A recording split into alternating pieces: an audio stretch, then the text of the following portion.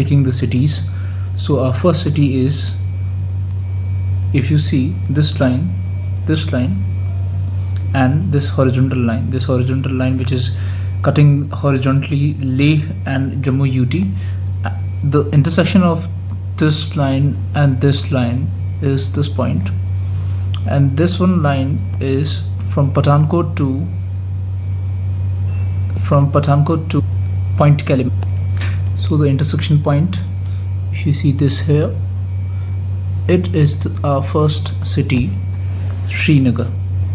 So we will be talking about the physiographical features in the first part. What are physiographical features? These are mountains, plains, Deccan plateau, deserts, islands, etc. So in physiographical features of Srinagar, we will start with the mountains, and in mountains it is the Greater Himalayas, which is the first thing to add. So Srinagar, it lies in the Greater Himalayan ranges and also close to the Pir Panjal range, which is just south to the Greater Himalayan ranges. Srinagar lies in the Kashmir Valley. Apart from these, Kashmir Valley is also have a good source of Karewa region, that is the Karewa deposits.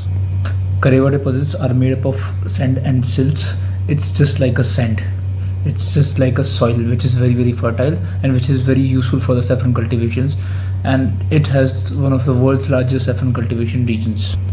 Now we will talk about the lakes in the Srinagar region. So mainly there are two lakes. One is Naijin, and the most important one is the Dal Lake, around which entire city is located. There are a few important things about the Dal Lake. On the one side of the Dal Lake there are mountain ranges, and on the other side entire city of Srinagar existing. So there are Shikhara rides, which is particularly a boat. You can ride in those rides over the water of the Dal Lake. Also there is a water market. Entire market is there in this water floating on the lake. Also there are like the vegetable market also there for the local peoples.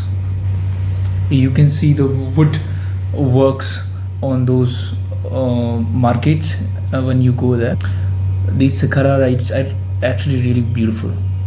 So the next lake is Naijin.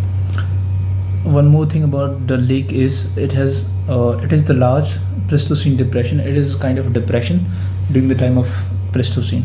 So in Naijin Lake, there are deposits, there are small islands, and those small islands are locally called as Radh in Srinagar.